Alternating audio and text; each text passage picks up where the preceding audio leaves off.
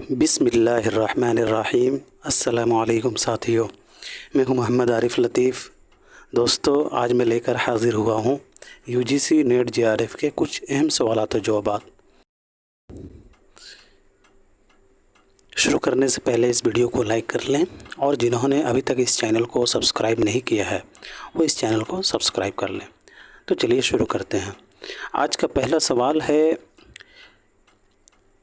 دن کو ہم ان سے بگڑتے ہیں وہ شب کو ہم سے، رسم پابندی اوقات چلی جاتی ہے۔ یہ شعر کس کا ہے؟ دن کو ہم ان سے بگڑتے ہیں وہ شب کو ہم سے، رسم پابندی اوقات چلی جاتی ہے۔ یہ شعر کس کا ہے؟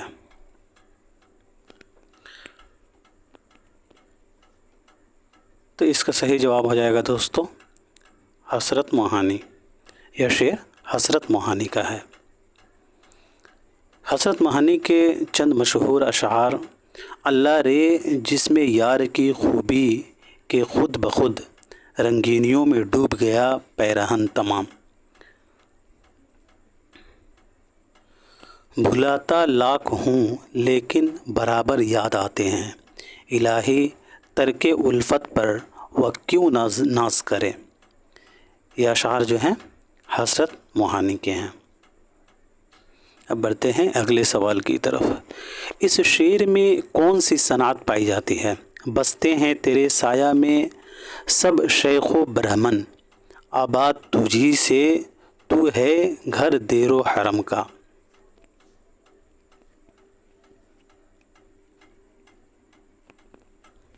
تو اس کا صحیح جواب ہو جائے گا دوستو چوتھا، لف و نشر۔ لف و نشر، لف و نشر کے لفظی معنی لپیٹنے اور پھیلانے کے ہیں۔ اصطلاح میں یہ مطلب ہے کہ پہلے چند چیزیں ایک ترتیب سے بیان کی جائیں، اسے لف کہتے ہیں، اور اس کے بعد وہی چیزیں یا ان کے منصوبات اسی ترتیب یا دوسری ترتیب سے پھر بیان کیے جائیں تو اس کو نشر کہتے ہیں۔ اب بڑھتے ہیں اگلے سوال کی طرف۔ یہ کس کا شعر ہے؟ سنبھلنے دے مجھے اے نا امیدی کیا قیامت ہے، کہ دامان خیال یار چھوٹا جائے ہے مجھ سے۔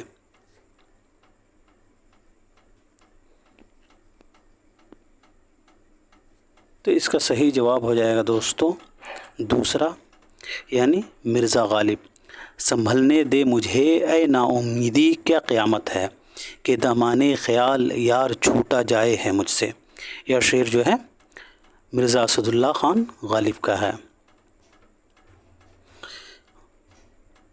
غالب کی پیدائش 1877 عیسوی کو آگرہ میں ہوئی تھی، 1797 میں ہوئی ہے غالب کی پیدائش، یہاں پہ 1870 غلط ہوگا۔ 1797 عیسوی کو غالب کی پیدائش ہوئی ہے، اور وفات جو ہے 1869 عیسوی کو دہلی میں ہوئی ہے۔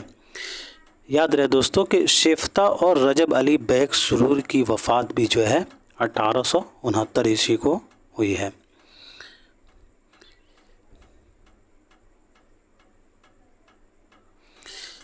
غالب کا اصل نام اسد اللہ خان تھا اور عرفیت مرزا نوشا۔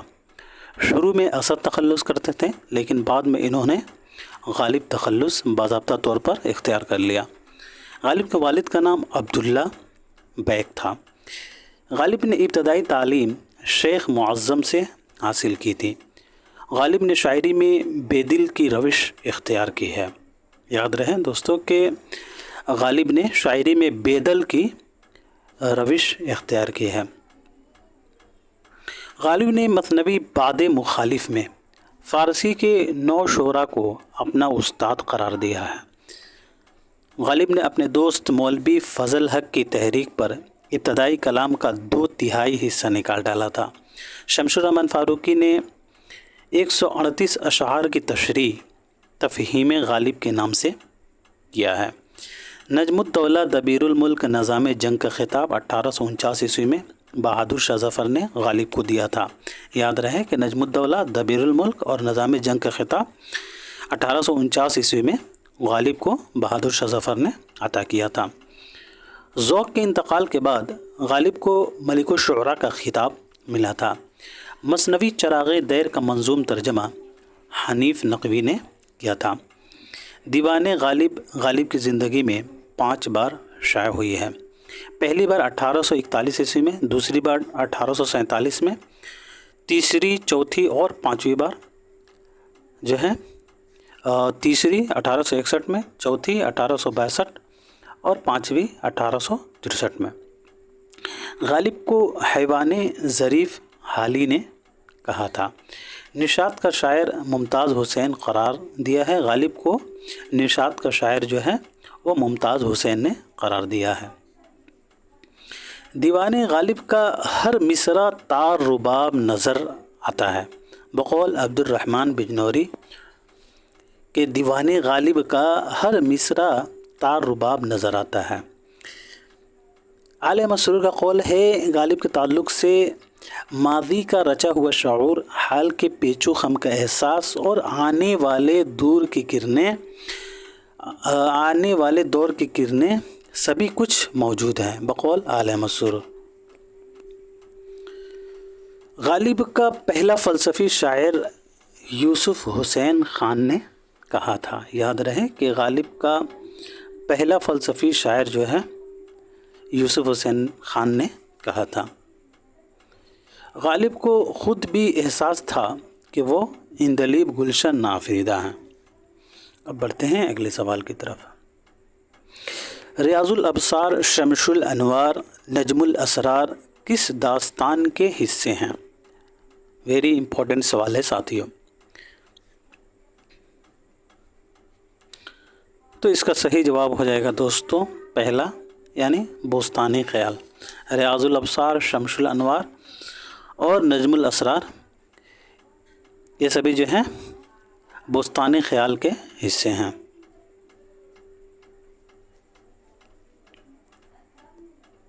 بوستان خیال کو محمد تقی خیال نے محمد شاہ بادشاہ کے عہد حکومت میں لکھا تھا۔ یاد رہے دوستوں کہ داستان بوستان خیال کو محمد تقی خیال نے محمد شاہ بادشاہ کے عہد حکومت میں لکھا تھا۔ محمد تقی خیال کا پورا نام میر تقی الجعفری الحسینی تھا اور تخلص خیال کرتے تھے۔ یاد رہے دوستوں کہ محمد تقی خیال کا پورا نام میر تقی الجعفری الحسینی تھا اور تخلص خیال کرتے تھے۔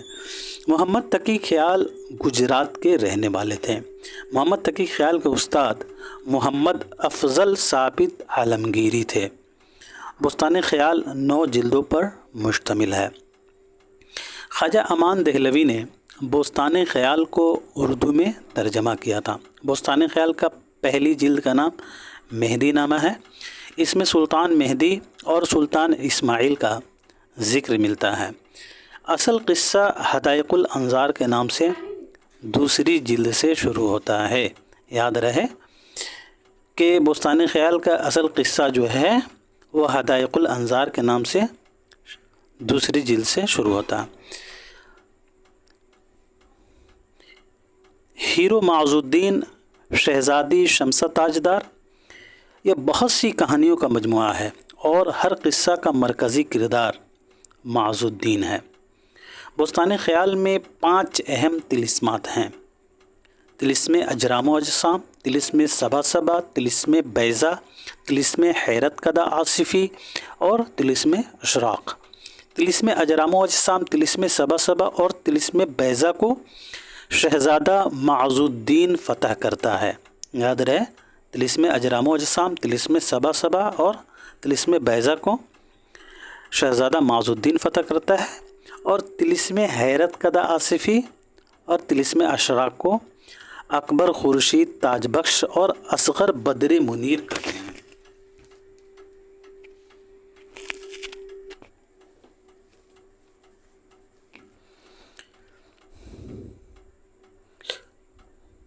بوستان خیال کا سب سے پہلا اردو ترجمہ عالم علی نے زبدۃ الخیال کے نام سے 1840 عیسوی میں کیا تھا۔ याद रहे کہ بستان خیال کا سب سے پہلا اردو ترجمہ عالم علی نے زبدۃ الخیال کے نام سے 1840 عیسوی میں کیا تھا۔ اب بڑھتے ہیں اگلے سوال کی طرف۔ ذیل میں کچھ مجموعہ کلام کے نام الف ب جیم دال کے تحت درج ہیں، انہیں غور سے پڑھیے اور جوش ملیحہ آبادی کے مجموعہ کلام کے صحیح زمرے کی نشاندہی کیجیے۔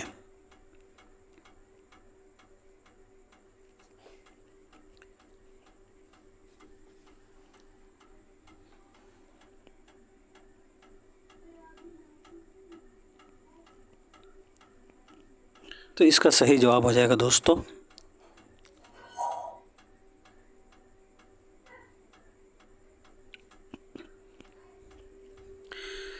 چوتھا۔ اس کا صحیح جواب جو ہے چوتھا ہوگا، الف جیم اور دال۔ آپ لوگ اسے ایلیمینیشن میتھڈ کے حساب سے آپ لوگ بنا سکتے تھے۔ روح ادب، نقش و نگار، فکر و نشاط، یہ جوش ملیحہ آبادی کے شعری مجموعہ ہے۔ الف یہ تو ٹھیک ہو گیا۔ نقش و نگار جلال و جمال، جلال و جمال جو ہے یہ جوش ملیحہ آبادی کا شعری مجموعہ نہیں ہے۔ حرف و حکایت یہ جوش ملیحہ آبادی کا شعری مجموعہ ہے۔ رامش و رنگ، سنبل و سلاسل، سرود و خروش یہ بھی جوش ملیحہ آبادی کے شعری مجموعے ہیں، یعنی الف جیم یہ صحیح ہو گیا۔ روح ادب، حرف و حکایت اور سموم و صبا، دال بھی ٹھیک ہے۔ روح ادب، حرف و حکایت اور سموم و صبا یہ سبھی بھی جوش ملیحہ آبادی کے شعری مجموعے ہیں۔ جلال و جمال نہیں ہے اور باقی سب ہیں، یعنی کہ بے جس میں ہوگا اسے ہم لوگ ایلیمینیٹ کر دیں گے۔ جیسے کہ اب پہلا میں بے ہے تو ہم لوگ اسے ایلیمینیٹ کر دیتے ہیں۔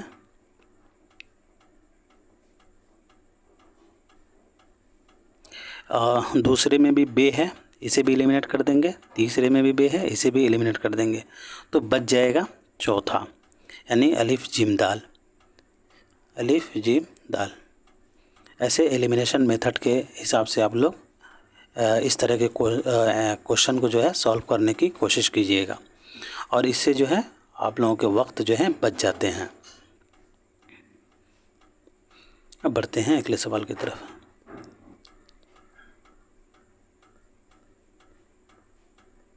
دیکھ لیتے ہیں اور تھوڑا جوش ملیحہ آبادی کے کچھ شعری مجموعوں کو، یہ اکثر جو ہے ان سے سوالات بنتے ہیں۔ جوش ملیحہ آبادی کا پہلا شعری مجموعہ روح ادب ہے۔ روح ادب 1920 عیسوی میں شائع ہوا تھا، جس کو جوش ملیحہ آبادی نے صبح صادق کی نظر کیا ہے۔ نقش و نگار 1936، شعلہ و شبنم 1936، فکر و نشاط، جنون و حکمت، حرف و حکایت، آیات و نغمات، عرش و فرش، رامش و رنگ، سنبل و سلاسل، سرود و خروش، سموم و صبا، سیف و صبو، الہام و افکار، نجوم و جواہر، طلوع فکر، موجد و مفکر، گل بدنی، آگ، حرف آخر، محراب و مضراب۔ محراب و مضراب کو جوش ملیحہ آبادی کی پوتی نے شائع کیا تھا۔ اب بڑھتے ہیں اگلے سوال کی طرف۔ صبح وطن کس کا شعری مجموعہ ہے؟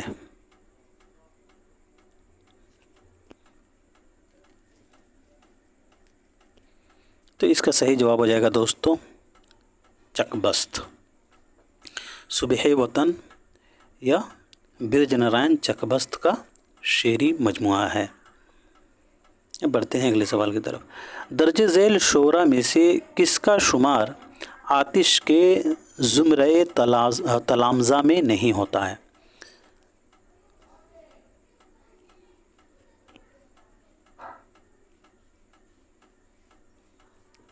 تو اس کا صحیح جواب ہوگا دوستو چوتھا، یعنی اوسط علی رشک۔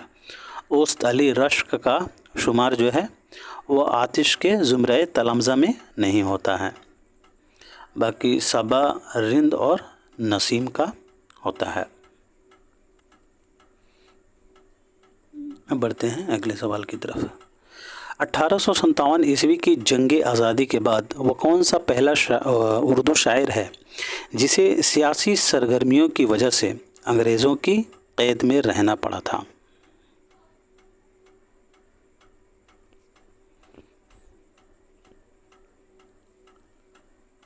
تو اس کا صحیح جواب ہو جائے گا دوستو حسرت موہانی۔ 1857 عیسوی کے جنگ آزادی کے بعد حسرت موہانی کو جو ہے سیاسی سرگرمیوں کی وجہ سے انگریزوں کی قید میں رہنا پڑا تھا۔ حسرت موہانی کی پیدائش 1880 عیسوی کو موہان میں ہوئی تھی اور وفات 1951 عیسوی کو لکھنؤ میں۔ ان کا اصل نام سید فضل الحسن تھا، اور یاد رہے دوستو کہ حسرت موہانی کو امام المتغزلین بھی کہا جاتا ہے۔ اب بڑھتے ہیں اگلے سوال کی طرف۔ تعلیقات کا تعلق کس سے ہے؟ ان میں سے تعلیقات کا تعلق کس سے ہے؟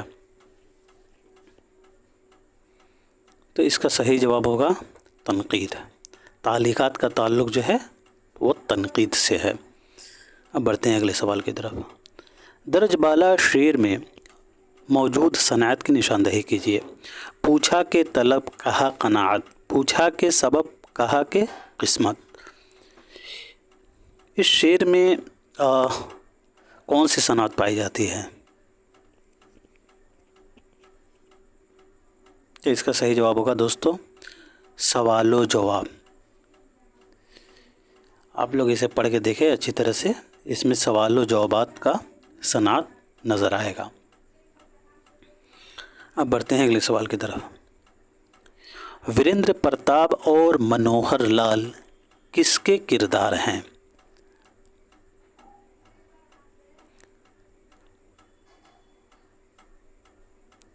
تو اس کا صحیح جواب ہوگا رانی کیتکی کی کہانی۔ یاد رہے دوستو کہ یو جی سی نے اس سوال کا جواب جو ہے رانی کیتکی کو مانا ہے۔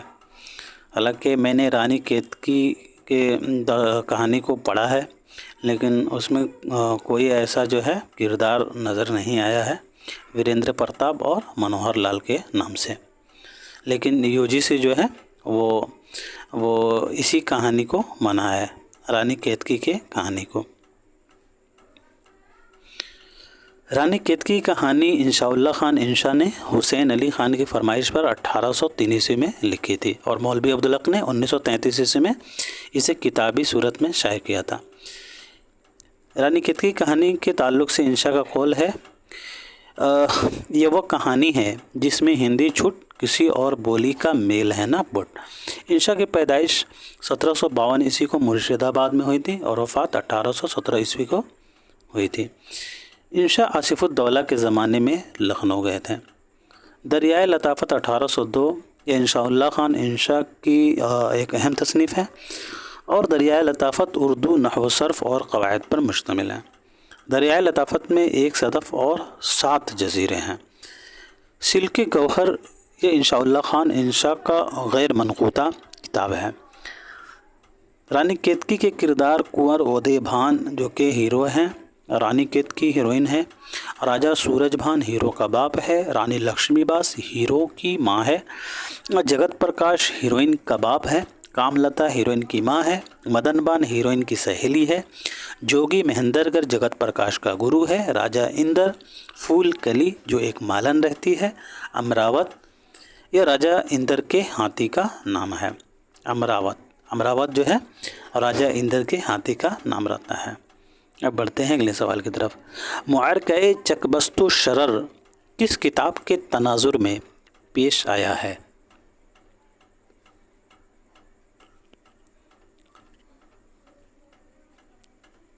تو اس کا صحیح جواب ہوگا دوستوں گلزار نسیم۔ معرکہ چکبست و شرر گلزار نسیم کے تناظر میں پیش آیا ہے۔ گلزار نسیم کو پنڈت دیا شنکر نسیم نے 1839 عیسوی میں لکھا تھا، اور اسے رشید حسن خان نے مرتب کیا ہے۔ 1844 عیسوی میں مثنوی گلزار نسیم پہلی بار شائع ہوئی تھی۔ اس کا اصل قصہ عزت اللہ بنگالی نے 1722 عیسوی میں بقاولی کے نام سے لکھا تھا، جو فارسی نثر میں تھا۔ پھر اسے منشی نہال چند لاہوری نے 1803 عیسوی میں گلکرسٹ کی فرمائش پر مذہب عشق کے نام سے اردو میں منتقل کر دیا۔ پھر دیا شنکر نسیم نے 1839 عیسوی میں اردو نظم کا لباس پہنا کر مثنوی گلزار نسیم کے روپ میں پیش کیا۔ गुलजार नसीम में आवर्द यानी जंग लड़ाई का अंदाज़ पाया जाता है। रशीद अहमद सिद्दीकी ने गुलजार नसीम के बारे में लिखा है कि शेर व शायरी के जिन पहलुओं के एतबार से लखनऊ बदनाम है, गुलजार नसीम ने इन्हीं पहलुओं से लखनऊ का नाम ऊंचा किया है। ज़बान को शायरी और शायरी को ज़बान बना देना कोई आसान काम नहीं। एहतशाम हुसैन ने मसनवी गुलजार नसीम को शायराना और फ़नकाराना तख्लीक का मुअज्जज़ा कहा है। दयाशंकर नसीम की पैदाइश 1811 ईस्वी को लखनऊ में हुई थी और वफ़ात 1845 ईस्वी को लखनऊ में ही हुई थी। दयाशंकर नसीम ने अमजद अली शाह के अहद में होश संभाला था। इनके उस्ताद का नाम ख्वाजा हैदर अली आतिश था। अब बढ़ते हैं अगले सवाल की तरफ। हुसैन मुझे बचा, मैं जानता हूँ कि तू शजरे मारफत की एक शाख है। ये जुमला फिरदौसी बरी की किस किरदार ने अदा किया है?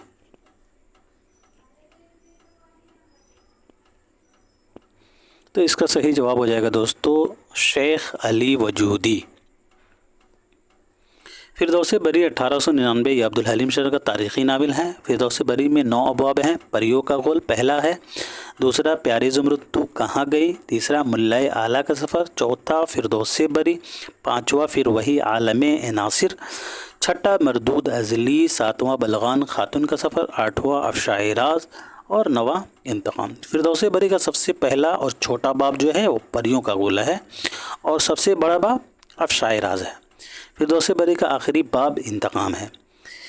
फिरदौसी बरी के अहम किरदार हुसैन, ज़ुमरुद, मूसा, इमाम नजमुद्दीन, इमाम बिन नसर, नसरुद्दीन तोसी, शेख वजूदी जो फ़िरक़े बातिनिया का सरगना है, रुकनुद्दीन खुर्शा यह बातिनियों का इमाम है, काजिम जुनूबी एक फ़कीर है, याकूब मूसा का दोस्त है, शेखुल जब को तूरे मानी कहते थे, हसन बिन सब्बा यह इमाम क़ाइम क़यामत है, चुग़ताई ख़ान बलगान ख़ातून का बाप जिसका कत्ल दीदार ने किया था। बलगान ख़ातून हलाको ख़ान और मनको ख़ान की बहन है। तूबी मनको ख़ान का बेटा है। मरजान एक हूर है। अब बढ़ते हैं अगले सवाल की तरफ। बागो बहार का वो कौन सा किस्सा है जिसमें एक सौदागर ने अपने कुत्ते के गले में 12 कीमती लाल पहना रखे थे? मोस्ट इम्पॉर्टेंट सवाल है साथियों।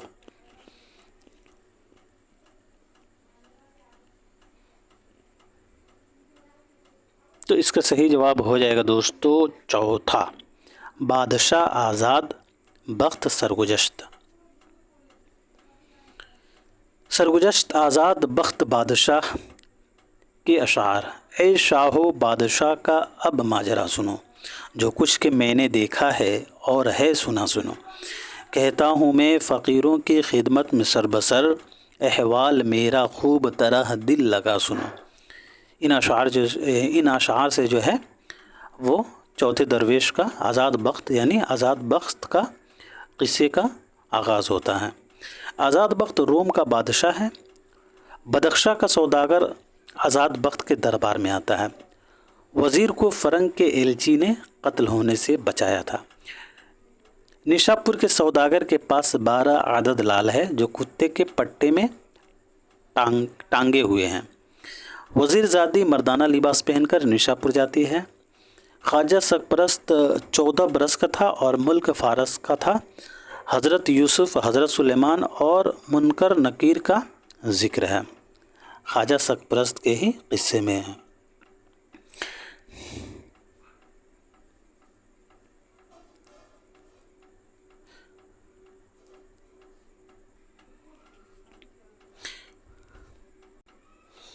शाह बंदर बूढ़ी औरत 240 बरस की है।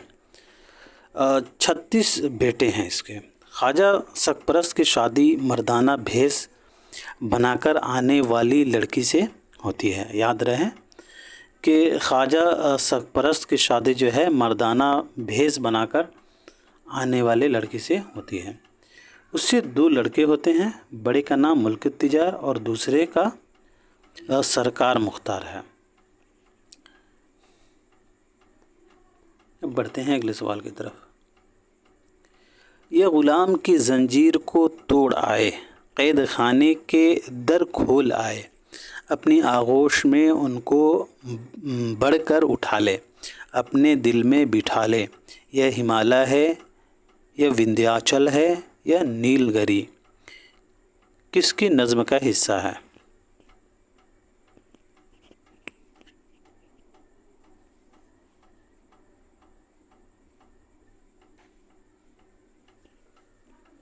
تو اس کا صحیح جواب ہوگا دوستو پہلا، سردار جعفری۔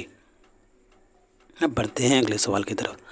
آتش کی اس مصرع اولا کے مصرع ثانی کی نشاندہی کیجیے۔ پیام میں برنا میسر ہوا تو خواب ہوا، پیام برنا میسر ہوا تو خواب ہوا، اس کا مصرع ثانی کیا ہوگا؟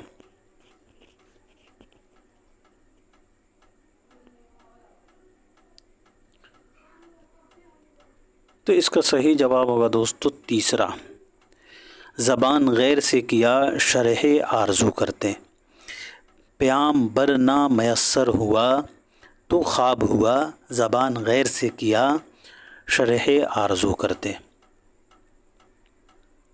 یہ آتش کا شعر ہے۔ اب بڑھتے ہیں اگلے سوال کی طرف۔ مرزا دبیر کے اس بند میں کون سی صنعت ہے؟ مرزا دبیر کے اس بند میں کون سی صنعت ہے؟ سج دھج عروس شب شادی کی نرالی، پھولی شفق شام کے لالے کی جھلالی، ہلکی سی لبِ بام فلک اس نے جمالی، پازیب بھی اور کان کے بندے بھی بلالی، منہ نافِ زری نظم کیا کہکشاں کو، مضمون یہی چوٹی کا ملا اہل زباں کو۔ اس شعر میں، اس بند میں کون سی صنعت ہے؟ تو اس کا صحیح جواب ہوگا دوسرا، حسن تعلیل۔ حسن تعلیل کسے کہتے ہیں؟ حسن تعلیل کے لفظی معنی ہیں وجہ بیان کرنا۔ اگر کسی چیز کے لیے کوئی ایسی وجہ بیان کی جائے جو چاہے واقعی نہ ہو مگر اس میں کوئی شاعرانہ جدت و نزاکت ہو اور بات واقعہ اور فطرت سے مناسبت بھی رکھتی ہو تو اسے حسن تعلیل کہتے ہیں۔ جیسے اس شعر میں دیکھیں، پیاسی جو تھی سپاہ خدا 3 رات کی، ساحل سے سر پٹکتی تھی موجیں فرات کی۔ اس میں جو ہے وجہ بیان کیا جا رہا ہے کہ پیاسی تھی، اور جو ہے وجہ بھی بیان کیا جا رہا ہے کہ کیوں جو ہے وہ سر پٹکتی تھی، ٹھیک ہے نا؟ تو وہ پیاس کی وجہ سے جو ہے وہ سر پٹک رہی ہے، یہ وجہ بیان کیا جا رہا ہے کہ پیاس کی وجہ سے وہ جو ہے سر پٹک رہی ہے، تو اسے جو ہے حسن تعلیل کہا جاتا ہے جس میں وجہ بیان کیا جاتا ہے۔ اب بڑھتے ہیں اگلے سوال کی طرف۔ نصیباً کس ناول کا کردار ہے؟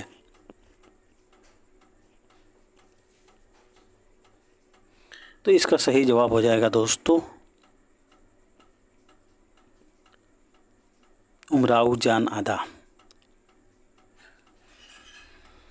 امراؤ جان ادا مرزا ہادی رسوا کا شاہکار ناول ہے جو 1899 عیسوی میں منظر عام پر آیا تھا، اور یہ ایک نفسیاتی ناول ہے۔ امراؤ جان ادا 25 حصوں پر مشتمل ہے اور اس میں فلیش بیک کی تکنیک استعمال کی گئی ہے۔ رسوا کی پیدائش 1858 عیسوی کو لکھنؤ میں ہوئی ہے اور وفات 1931 عیسوی کو حیدرآباد میں۔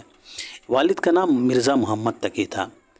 مرزا ہادی رسوا کا شمار نفسیاتی نقادوں میں ہوتا ہے۔ افشائے راز 1896 یہ مرزا ہادی رسوا کی پہلی ادبی اور تخلیقی کوشش ہے۔ ذات شریف، شریف زادہ، اختری بیگم، یہ سبھی مرزا ہادی رسوا کے ناول ہیں۔ بقول محمد حسن سرشار کے فسانہ آزاد اور امراؤ جان ادا کو لکھنؤ کی تہذیبی زندگی کا سب سے کامیاب مرقع کہا جا سکتا ہے۔ نور الحسن نقوی نے لکھا ہے کہ امراؤ جان ادا کو معجزۂ فن کہا جائے تو بے جان نہیں۔ مشاعرے میں شریک ہونے والے شعراء شیخ صاحب، پنڈت صاحب، خان صاحب اور آغا صاحب رہتے ہیں۔ امراؤ جان ادا کے اہم کردار خانم جان، دلاور خان، رام دئی، بسم اللہ جان، گوہر مرزا، کریم، راشد علی، راجہ دھیان سنگھ، بوا حسینی، نصیباً اور پیر بخش وغیرہ ہیں۔ اب بڑھتے ہیں اگلے سوال کی طرف. سر سید کی کس کتاب کا گارسا دتاسی نے فرانسیسی ترجمہ کیا؟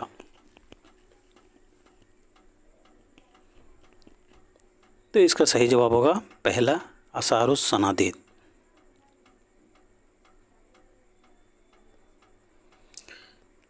تاریخ سرکشی ضلع بجنور 1858 عیسوی کو مراد آباد میں لکھی گئی تھی. سر سید کی پیدائش 1817 عیسوی کو دہلی میں ہوئی تھی اور وفات 1858 عیسوی کو 98 عیسوی کو علی گڑھ میں ہوئی تھی. ان کے والد کا نام میر متقی تھا اور والدہ کا عزیز النساء بیگم. نانا خواجہ فرید الدین اور بھائی سید محمد خان تھے. سر سید کی اہم تصانیف جامع جم 1840، اس میں 17 عنوانات اور اس کتاب میں جامع جم میں 43 بادشاہوں کا ذکر کیا گیا ہے. قواعد صرف و نحو زبان اردو، جلاء القلب بذکر المحبوب، تحفہ حسن، تحصیل فی جراء الثقیل، یہ سبھی جو ہیں سر سید احمد خان کی تصانیف ہیں. آثار السنادید 1847 یہ پہلا ایڈیشن ہے. آثار السنادید میں 4 ابواب ہیں. آثار السنادید کا دوسرا ایڈیشن جو ہے 1854 عیسوی میں ہوا تھا. چوتھا باب جو ہے 1854 عیسوی کی ایڈیشن میں نہیں ہے.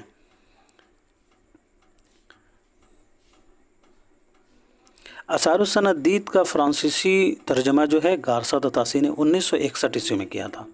مسٹر رابرٹ نے آثار السنادید کا انگریزی میں ترجمہ کیا تھا. یاد رہے گارسا دتاسی نے 1961 عیسوی میں آثار السنادید کا فرانسیسی میں ترجمہ کیا تھا اور انگریزی میں آثار السنادید کا ترجمہ جو ہے وہ مسٹر رابرٹ نے کیا تھا. کلمۃ الحق 1849، آئینہ اکبری 1855. آئینہ اکبری کی 3 جلدیں ہیں اور اس کی تقریر جو ہے مرزا غالب نے لکھی تھی. اسباب بغاوت ہند یہ سر سید احمد خان کا اہم تخلیق ہے. سلسلۃ الملوک، تاریخ فیروز شاہی، تزک جہانگیری یہ بھی سر سید احمد خان کا اہم تخلیق ہے. سیرت فریدیہ بھی سر سید احمد خان کا اہم تخلیق ہے. مسافران لندن یہ داخل نصاب ہے، یہ ایک سفر نامہ ہے. سر سید نے غیر متوازن روحانی تصورات کے خلاف آواز بلند کی تھی.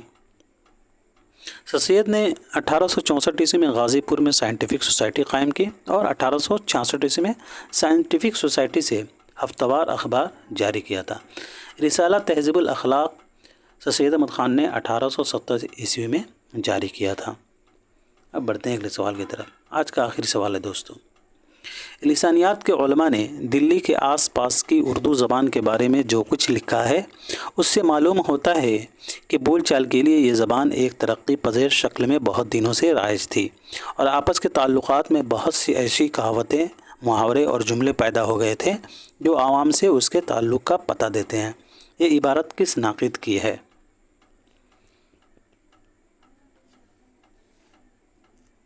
تو اس کا صحیح جواب ہو جائے گا دوستو احتشام حسین.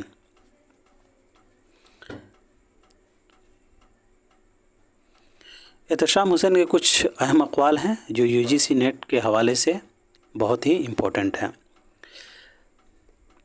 بقول احتشام حسین، مواد اور حیت میں جو تعلق ہے اس کی آمیزش سے ادب بنتا ہے اور ساری دنیا کے تخلیقی ادب کی یہ خصوصیت ہے کہ اس میں مواد اور حیت کا وہ سحرانہ امتزاج ہے جو تاریخی سچائیوں میں حسن اور زندگی پیدا کرتا ہے. نقاد کو اس پر نظر رکھنے کی ضرورت ہے. بقول احتشام حسین، طرز اظہار اور قدرت بیان کو فن کی تکمیل میں یقیناً بہت بڑا مرتبہ ہے، لیکن ہر عہد میں اس کا تعلق اس مواد سے رہتا ہے جس کے لیے طرز اظہار اختیار کیا جاتا ہے. بقول احتشام حسین، تخلیقی عمل کے سماجی ہونے کی کسوٹی یہ ہے کہ اس سے سماج کو فائدہ پہنچے، محنت کش اپنی محنت کا پھل کھائے اور آزادی کی جد و جہد میں اسے مدد ملے. احتشام حسین کے نزدیک جو نقاد صرف جمالیات پر نظر رکھتے ہیں اور سماجیت کو نظر انداز کرتے ہیں وہ پورے طور پر تنقید کا حق ادا نہیں کر سکتے. تو دوستو آج کے لیے اتنا ہی رکھتے ہیں، ملتے ہیں اگلے کلاس میں. تب تک کے لیے خدا حافظ.